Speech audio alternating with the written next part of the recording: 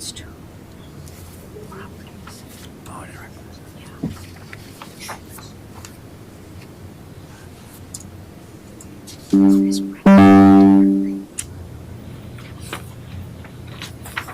can you try to say something now? Hello? Hello, we can Okay. hear you. That work? Yep. Good. All right. Excellent. So I'll just do a quick introduction. This is Kim, who works with WSB. She is going to be our consultant for the RFP process.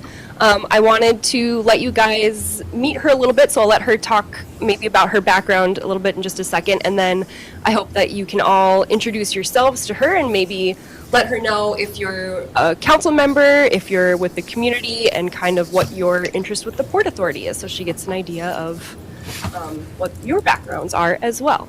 So Kim, why don't I turn it over to you? Why don't you let us know a little bit about yourself? All right. Great, thank you, Clara. So my name is Kim Lindquist. I've been with WSB for about a year and a half.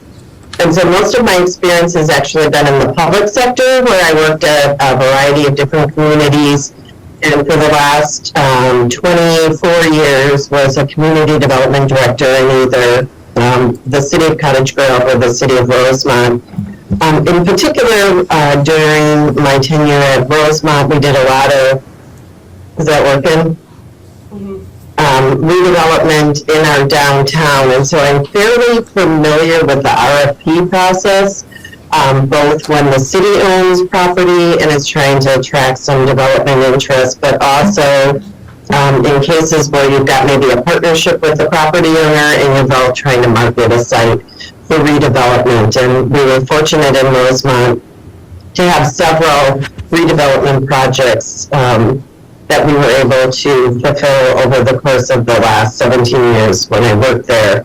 And so that was kind of the impetus of my conversation with Andrew and Claire about just helping with the RFP, maybe simplifying the process a little bit, and then spending a little time really on compiling a list of people to actually forward the RFP to, with the idea that rather than maybe kind of a cold call situation where we're really targeting people either in the Fargo area or some regional builders, that maybe that might be something that is a little more tantalizing for them rather than just kind of sending it out into the atmosphere.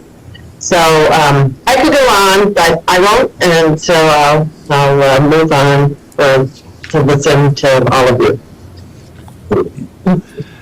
Do you want to start and talk into your mic so she can hear you? Right, okay.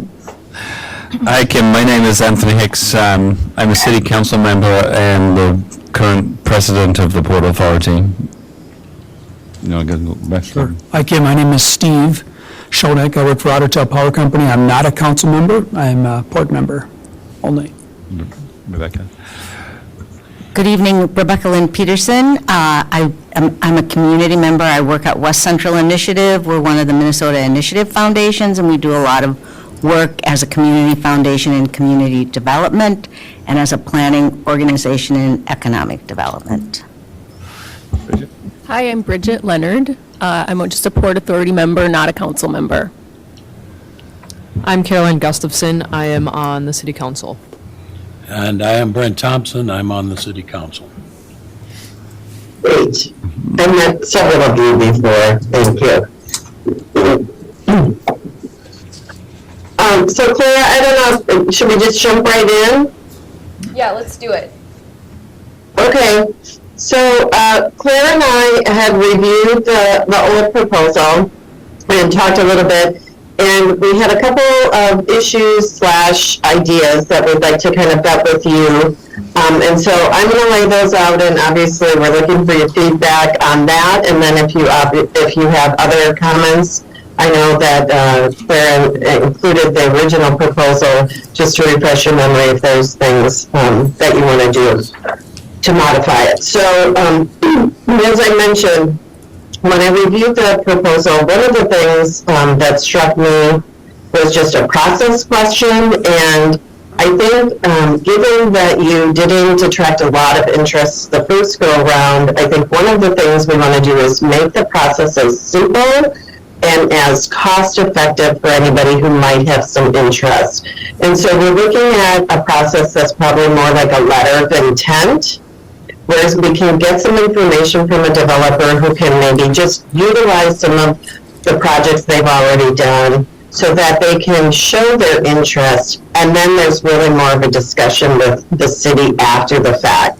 I think you're in a pickle right now with the current proposal that there was a lot of front-end work, it's a lot of cost for developers, and so I think if we can reduce their front-end cost and hopefully get them more excited about the site without a lot of financial investment on the front end, that might be the way to go to try to get a little bit more interest.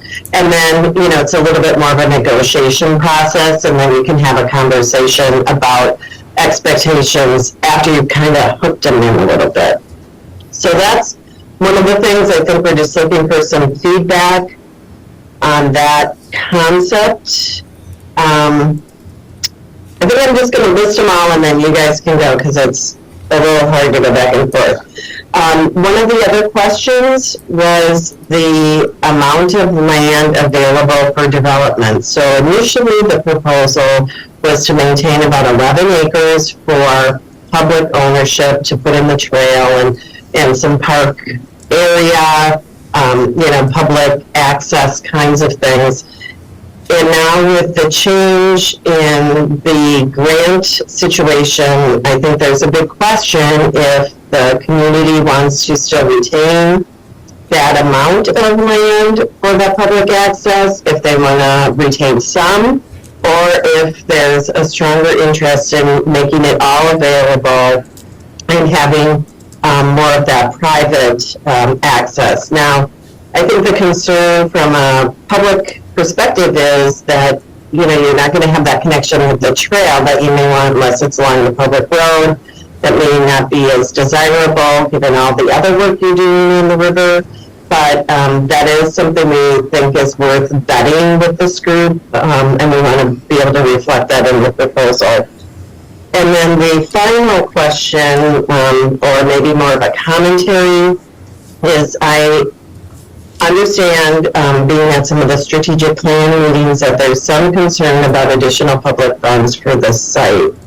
I've drafted some language that, or started drafting some language that I've kind of showed Claire and Andrew, that doesn't close the door on future public funding, but it also doesn't promise that there would be public funding. It's really dependent, and I think most communities are like this, it really depends on what the project is, how it meets your community goals, and what kind of gap that a developer may have in terms of developing the site. And so we're trying to leave it a little bit more neutral, just so that the financial piece isn't the one hitting them right at the front end. Because again, maybe it's a project that you really, really would want for the community, and you could see your way to some financial backing. So we're not committing to it, but we're not discounting it within the RFP. And that was the strategic, just to not, to kind of take that off the table and save that for a further discussion. And I guess just in summary, the idea is, because you didn't get a lot of interest, the main thing is to try to capture some interest and hopefully have a few people that at least the community can speak with and see some ideas and vet some things, and then work, maybe find a partner to work with, rather than not getting a lot of interest, or assuming they're coming in with a prepackaged idea and that they're going to be really new to that right up front. So the three questions: public access on the site, use of public funds, and the strategy of process using a letter of intent with significantly less information required at the front end. Anybody got any initial thoughts or comments? Well, Brent? part of what she brought up was something I had talked about before, as far as Okay, I mean, if having the actual riverfront makes the property more desirable for somebody, I don't feel there's a reason why, if they still want to be able to connect that trail, to have it run along the backside of the property. I mean, what is it, half a mile right there? So, I mean, it's not like it's running through downtown, and it would still keep the trail available. And it's just like that over 55 across the apartments across the road. I mean, they got that whole really nice building, and then they've got access to go down. They put docks down there and everything else, and there's a waiting list on that because of the way that's desirable over there. I mean, a project like that down there may be similar, where they want to have access to it. I think that's a good idea. I wonder how much difference there would be, other than the price of because you have less acreage, but would it make that much difference from a development perspective? Because they still have access to it. Yeah, they just don't have. Doesn't it make it actually, I mean, it's like lakefront. I mean, you take away the shoreline, ain't worth that much. Once you got the shoreline in there, it also increases the value of the property. I'm just wondering by how much, because I think it's a good idea. Yeah. Yeah. Are you also asking, Steve, sorry? I mean, I was speaking so that Cam can hear. Okay. Yeah. Are you also asking if maybe for some people it would be desirable to have park space and? Yeah, I think it would be, maybe. And it wouldn't maybe detract at all from the developer. I guess Different- my comments would Go be, go ahead. No, finish, go ahead. Well, I think I'll go in order. Yeah. I'm chronological thinker. So for the first one, I completely agree, Kim. That's my opinion. Simplify, get people just to start talking with us. For the public park space, I don't have strong opinions and think that, Well, I don't have an It's opinion, I'm important just to- saying, it could go either or. I Right. mean, we could, if they like the idea in the front, we can just narrow it down. We only made it wide so we could get that $1 million price tag. Right. We can narrow it down, still get the same effect, but then again, if somebody decides, hey, we're willing to pay you a little bit more, we'd like the shoreline, then let's say, okay, let's move the trail to the backside, keeps people happy that the trail is still connected. It could be an either-or situation. I agree. I just wonder, because Claire and I may have talked about this just a bit, if the city would end up owning that as a public park, I wonder if the council The needs to trail, weigh yeah. in on that too. And maybe it's Well, not just a, I think the Get it on the council, backside and it's- in the end, the council will get to approve whatever plan there is for it. really quick, number 3, I also agree that we need to Keep it open. have a little spirit of Yeah. cooperation and working together, and if there's ways to I mean- help financially, to be open to that. Yeah, I mean, if you're worried about, us having to maintain it, I mean, putting it on the backside where it's pretty much just a trail and a little bit of mowing versus having to maintain the shoreline would probably actually be cheaper for the city to have it on the backside. I like the either or, I think that's a good idea, the either or. Yeah, I agree with number 1. Letter of intent sounds great. Something that I think we should just think about too is where, the trails and stuff, the headway we've made on those in the past and just the desirable river access. I know I'd like to run closer to a river than behind some apartment building. However, we also want to get this site developed, so. Right. I mean, I would say that, yes, obviously, I think the letter of intent, if we can simplify and get people knocking on the door, then we can work them from that point. But unless they come knocking, we don't know they exist. So, I mean, I agree with Bridget that, and Caroline, I think the letter of intent is an easier way to go. As you say, if we can keep commentary on kind of additional public funds as neutral as we can, it's going to be whatever the project is will entice. I mean, that's going to stimulate the council to do whatever they can in terms of helping with public funding. And I think on the land, if we can somewhat ask them for proposals, but I know, like in Bemidji, they have some apartments and the trail is in front between them and the lake. And I don't think it's detracted from the rental value of those apartments, but obviously the public get to walk by the lake. As you say, walking or cycling by a rail track in the back of apartments is not quite the same. But I think that's where I think if we keep it open, and if there's a price differential that somebody says, well, I'll pay you a 20% premium, to be on the lake or on the river over somebody that says we're not. I mean, at this point in time, we don't have any choices to kind of. You're just giving them more options. Yeah. Right. I think, as you say, keeping as many options open as we can, that will help then, hopefully then focus when, it would be nice to have 2 or 3 people that want it so that you can have that negotiation. Yeah, I agree. I think it's an interesting discussion on how you would use such an amazing asset along the river, and I know we're not Minneapolis, St. Paul, but, they put those trails right around their lakes in Minneapolis. They For a put trails reason. right along Minnehaha.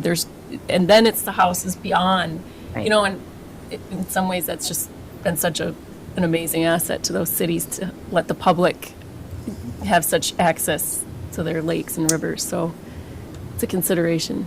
Yeah. Rebecca? Just in addition, I think early on, there was a lot of surveying of people. Would you move downtown or to the river? And a lot of younger people saying, I'd love to live downtown and by the river. And a lot of those people probably want to walk out their front door and hit the trail. Yeah. So, Yeah. I mean, that seems to be what a lot do. I mean, even in Winnipeg, I mean, that's how a lot of the ones in Winnipeg are set up like that. The river walk is kind of on the river, and then the apartments are set back. So, I think it's, but I think, we haven't got a proposal. And I think, as you say, if somebody proposes one way over the other, then we can take it into consideration. But I don't think we should rule either out. I mean, like I said, you leave it open because even if like I said, the only reason why we made it so wide in the first place was to accommodate $1 million price tag. Yep. If it still goes along the river, nothing says we can't narrow it up, consider, and still have a nice amount of space down there and make the purchase piece a little bit bigger. Yeah, you're right. I mean, we were meeting another requirement, which we don't have anymore. Yep. Can I ask a question? So Kim, I'm wondering, just generally, like, where would this property fit with regard to other properties outside of Fergus from a marketability perspective? We're not getting interest, I mean, you've listed some things that fit given what we're looking at there, but what would make it more marketable? If we change anything, I didn't hear all of that. Can you hear me now? Yes. So the question is essentially, what would make the site more marketable? if you could change anything, like what's detracting, I guess, just so we understand that. Well, I'm going to be, 2 things. One, I think this flexibility about the trail and what you're doing with the river, the interface with the river is helpful, because I'm looking at the old proposal. So you had 29 acres and you said the city's retains 11. So that's a pretty significant amount. And so I think really what we want to do is tell people that they want, you're going to want a public access with some kind of public trail in the link, and where it's necessarily located maybe is more dependent on what they're proposing. Maybe some of it's by the river and then some of it isn't, or who knows. But I mean, you might be able to get the best of both worlds. From a global perspective, I talked to a couple of folks. So because I did a couple of redevelopment projects in Rosemont, I have a couple of builders that I talk to fairly frequently. Your big problem is your land prices are a little bit, they're lower, but your construction costs are just as high as like the metro. And so it's harder to make the numbers work. And so what they were saying is, even though you've got a high housing demand, because there's so many set costs, your labor and your basically materials, that you're not going to be able to kind of get some of the pricing you need to overcome those higher costs, because because your rates are just lower. So I know initially there was interest in more, less high density here, but ultimately it's probably going to have to be a mix to kind of be able to, kind of balance out the economics of it. And so I think, that's another thought. I mean, I guess I'd like to try, my thought is that we send this out and we've got a few people, some of them are literally like the Lennars and the M&Is, that at least we know a name and can maybe chat with them a little. And then we've got some Fargo builders, and I have a friend in Owatonna who said they've got a fair amount of builders that are out of the metro. And, and maybe what we can do too is follow up with a few of them and see if they are interested or why they're not, and if the community can address those in a manner. Otherwise, I do think the next step would be potentially trying to get a few people out there and make them walk the site with you and see how really great it is. I mean, your downtown is really fantastic, and I think somebody can make this work because of all of the things you need to do in the area. So, Did that answer the question, I think? Yeah, thank you. Okay, sorry. one of the things we did talk about prior was like having an open house. I mean, is that something that we could put in like the RFP to sort of say that there would be, like as you say, a site walk day, where we could somewhat wine and dine potential punters, that we could take them down there and take them on a boat ride so they could see the land from the river itself. Yeah, I thought some of that, which was, can we get some people and take them on the site, right? Yeah. I think that's an option. The other thing I'm honestly wondering is maybe 29 is too much at one shot.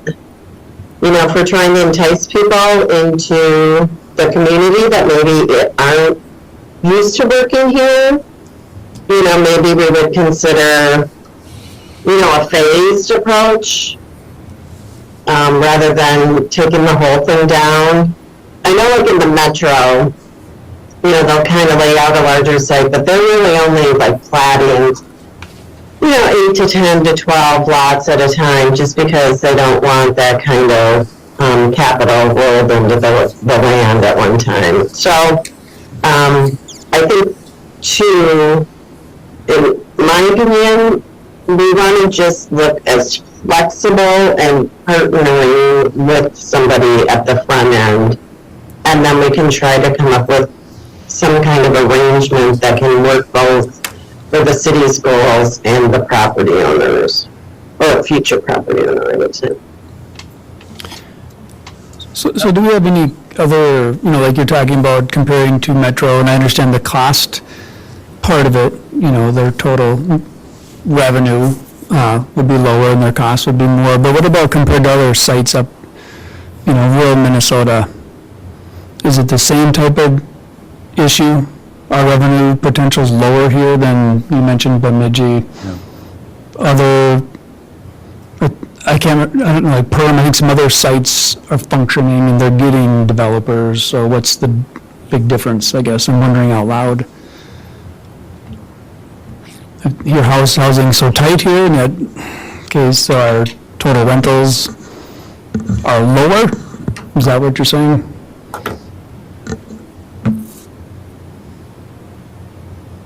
Sorry, I can only hear like every other. Am I not talking into the mic? No, I think your microphone's acting up. Everything's. There seems a lot of static today. Yeah. You want to try that? Well, you can just summarize it. You know what I'm talking Yes. about. Yeah, so the question is, compared to other more rural areas, are our challenges the same? So did we not see success this last time around because of the cost issues? Is it similar to So we have other, like Perham, who's nearby us, they have good luck with development. Is it still just that same issue of the cost versus the development cost, or do you have other insight? Yeah, that's good. I don't have a lot of other insight. I think that is the case. Again, not that Owatonna is like Fergus Falls, but they have a very similar situation as you, where they've got a fair amount of jobs. And their number one issue is needing to attract housing. And so they keep thinking, kind of like you guys, I've got these jobs, people will want to come here, and then they're going to want a house. And, it's almost backwards from like the metro, where the housing's here and you're looking for the jobs. And so I think that is the case, but it because it's all about the economics. And so with certain costs are just set now. And so you just gotta, the sales costs or the rents or whatever have to start getting in line to cover the additional increase in materials. So if we do a phased approach, We're gonna give this a try. okay, thank you. Then it will be my fault. Hold it right up to your face. Do I have to press the Oh, button? you don't have to push it. Okay.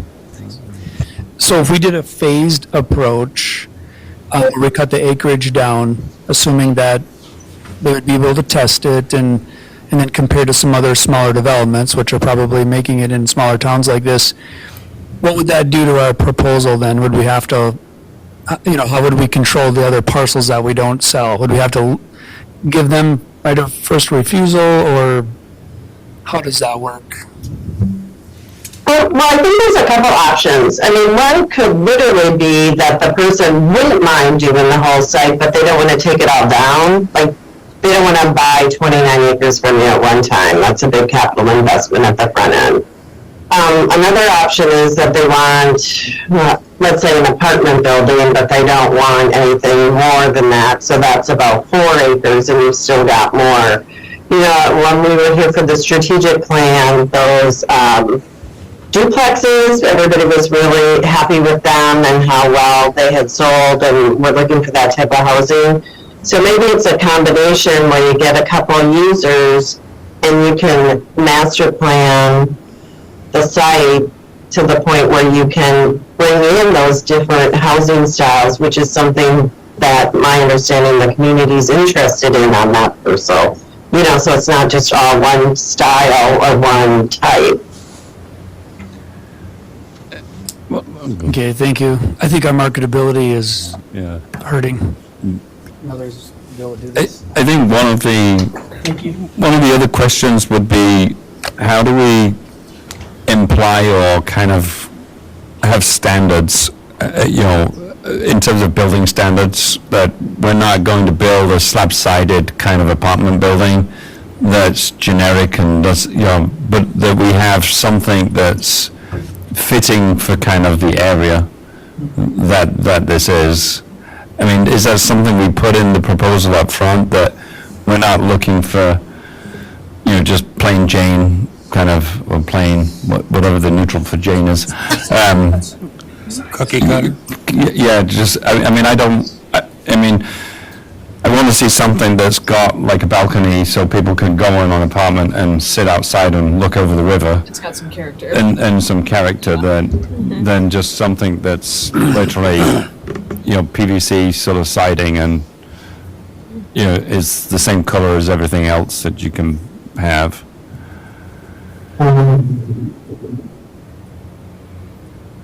I'm not sure if there's a question there. I heard the end part. I guess in my world, the city controls the entire project. So, if somebody comes in and says, costs are tough, and so I need less than stellar project that the community is not interested in, don't sell the parcel, because this is a very fine site and it is valuable and it really fits with what you're doing farther down the river. And so you really have to hold, and again, in my opinion, you have to hold out for what you want, because you don't want to compromise on something that you've got the most control over.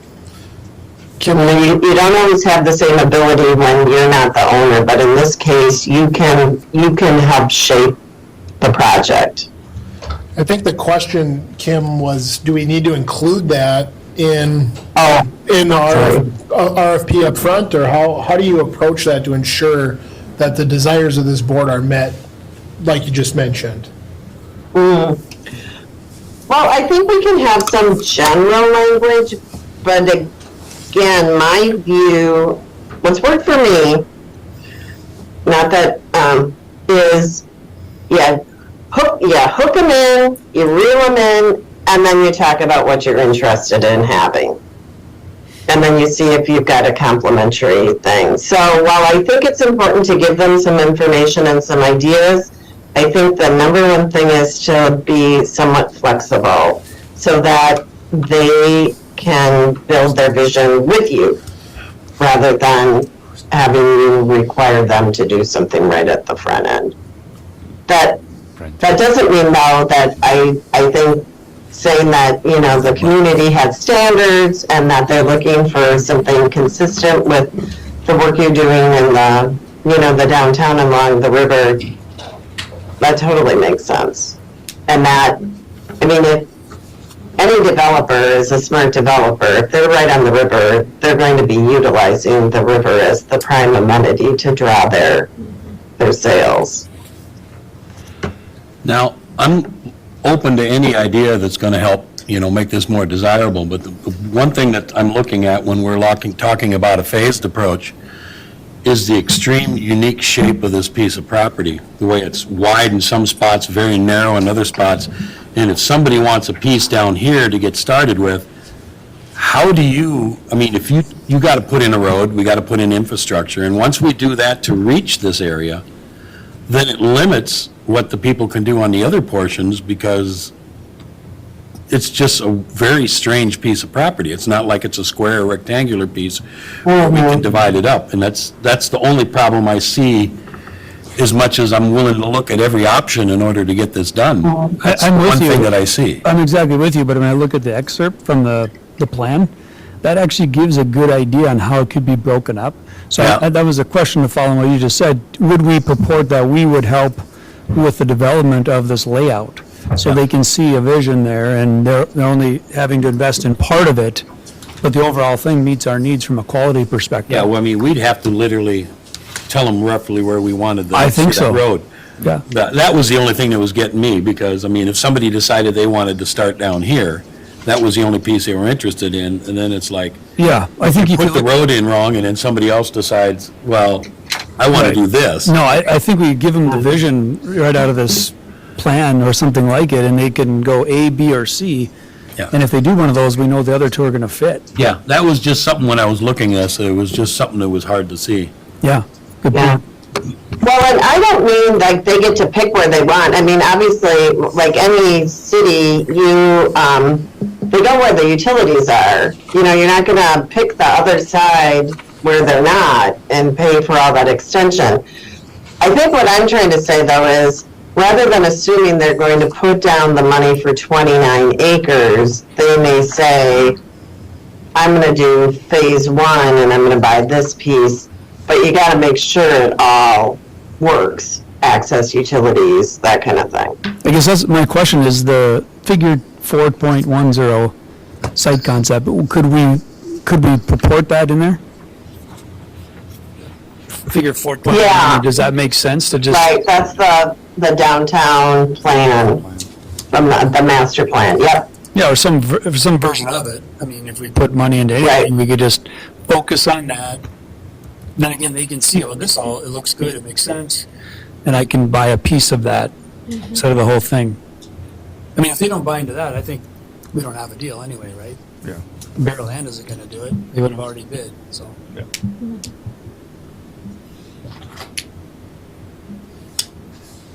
So where do we go from here? Well, Kim, I don't know if you heard that. The question is, where do we go from here? In my mind, we start with a draft. So you've heard lots of comments, lots of directions that we'd like to go with this. So coming back to the port with an updated draft of the RFP that we can then continue to discuss further before setting some next steps of how to get it out and about into the public, right, Kim? Yep, yep. I mean, I would just wait, nobody's gonna look in the holidays anyhow, so I would assume we'd send it out like in January. But we'll get you a draft that kind of addresses some of these changes. It's not gonna look too different than the old one from the standpoint of the maps and things are the same. Because, it's already all there. We'll try to build in a little bit more flexibility, a little bit more of that partnership concept. So from a timeline perspective, the goal would be to get it to the point whereby we could publish it in January. So draft in December, Yeah, Published. yeah, ready to go in January. If we're thinking that we want to do a little bit more tweaking, maybe a special session at some point just to get us prepared for yeah, a publishing date. But yeah, the timeline can really be our own. So. yeah. But I think we've got the ball rolling. It would be nice to keep it rolling.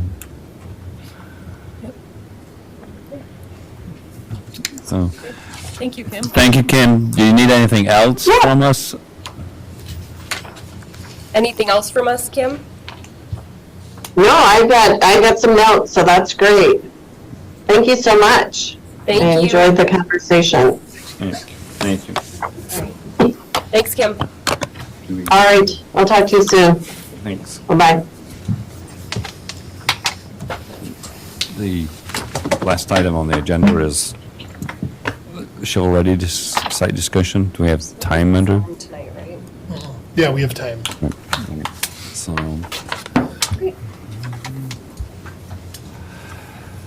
Well, something that has been on our agenda for a while now is a discussion of a shovel-ready sites program.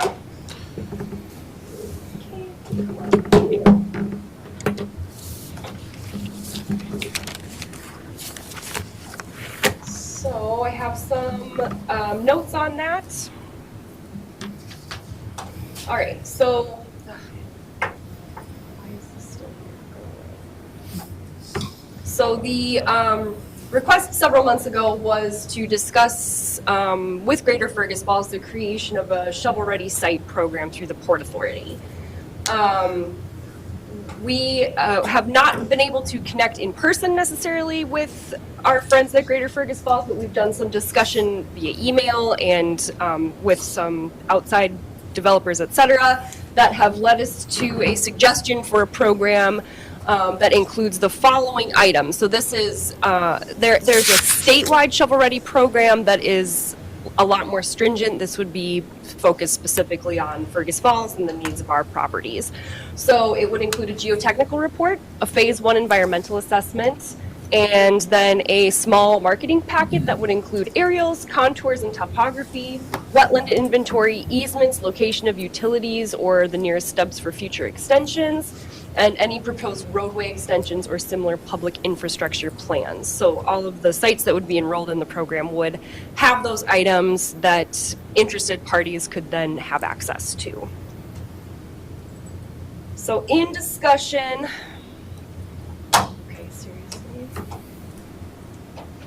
in discussion with our engineering department and based on past projects, I was able to come up with just a very basic starting point for a cost per parcel, essentially, in order to have all of those materials available for a developer to use.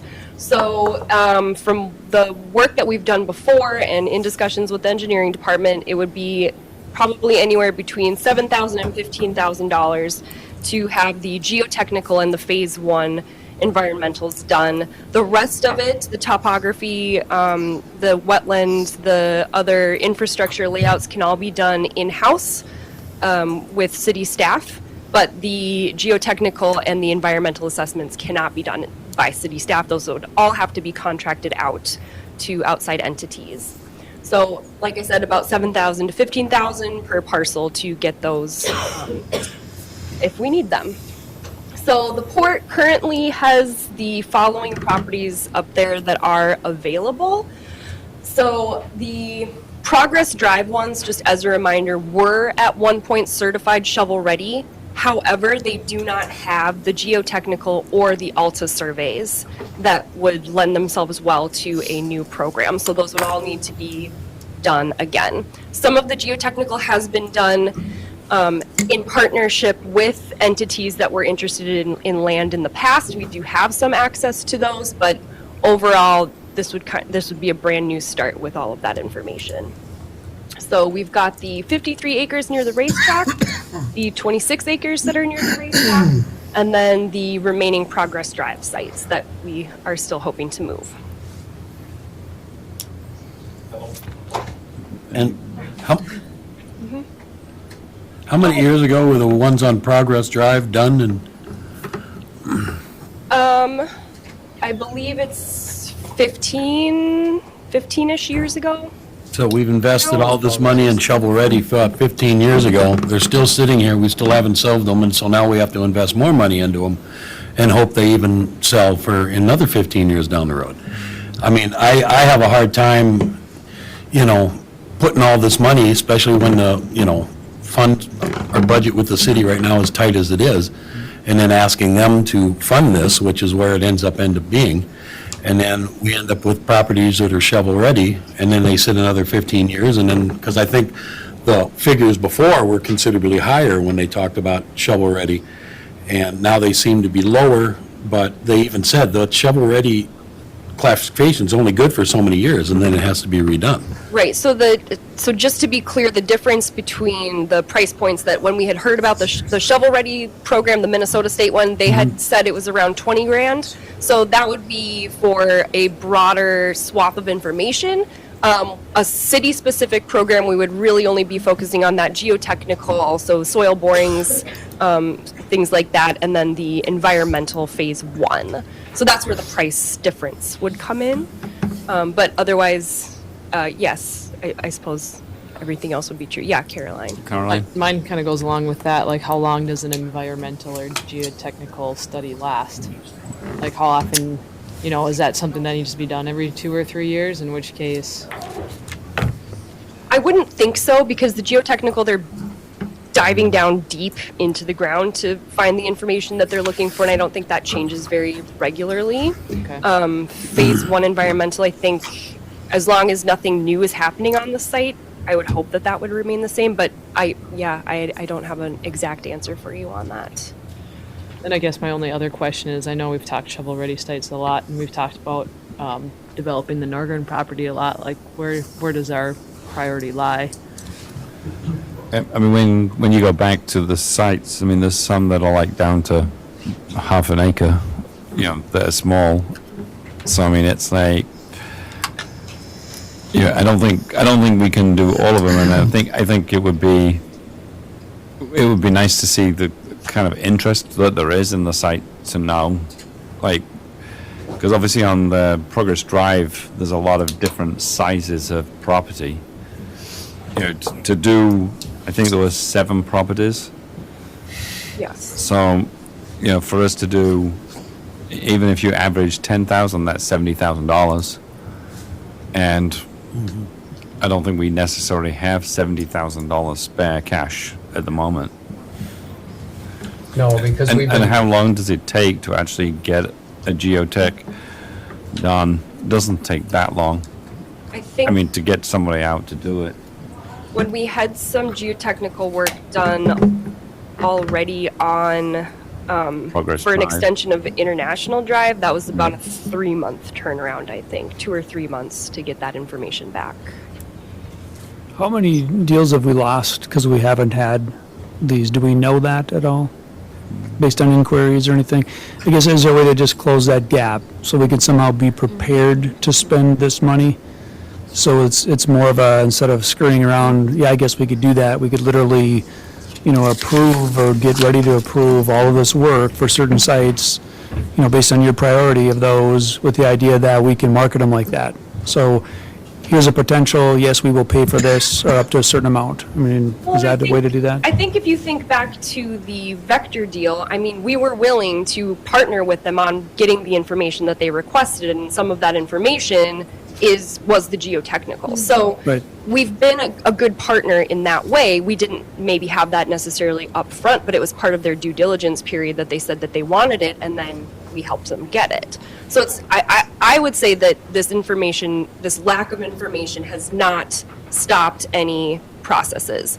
Now, overall cost of procuring the land, especially with these progress drive sites, I think that has been a larger barrier. What do you mean by cost? Well, of- because we have the infrastructure and utilities that are going out there, so there's an assessment cost Oh, that's sure, yeah. related to it. That has Yep. been a larger barrier. Okay, I'm with you there. Yep. Yeah, because the assessments are higher than the value of the land almost. Yep. Claire, would you be able to email us those few slides? I think we're going to probably run short on time to actually look at the staff suggestions, but I think they're good ones, and I think the information you gave is really good. And then to we can look at. resume the conversation. Yeah, good Next- idea. And next- thank you for keeping this on the agenda. Yeah, I appreciate Yeah, it too. no problem. Yes, so I guess my suggestion would be for us not to necessarily make any decisions tonight, although I do want to know what the priority level of this is, because we do have several other projects that we're working on right now. As a reminder, we do have the Norgren study that's also taking place, so we're going to have that information coming back to us soon. And obviously, we're very focused on the dairy RFP.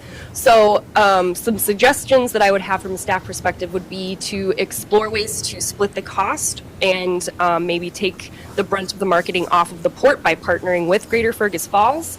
Exploring grants or foundation support so that we're not relying solely on the port budget to try to make a program like this run. And then maybe working on moving the Progress Drive properties that we do have to try to generate some more income, considering not selling those at a loss, but maybe at market value, so that we do get some money coming in that we can then turn around and essentially revolve into a longer term program. So those are my suggestions. Yeah. I What would you think, like to do I think we're next? too rushed to make a decision this evening, so Okay. I think you won't get a good decision. No. So, We will keep this Yeah. on the back-ish burner, like a and mid I think we burner. can bring it up again at the next board meeting, Sounds good. so it doesn't, with that, I think, anybody got anything else? Information. And have a happy Thanksgiving, Port members. And to you. Don't eat too much turkey. With that, the Port Authority meeting is adjourned. Thank you. Thank you. That's the worst advice ever. You're supposed to eat too much.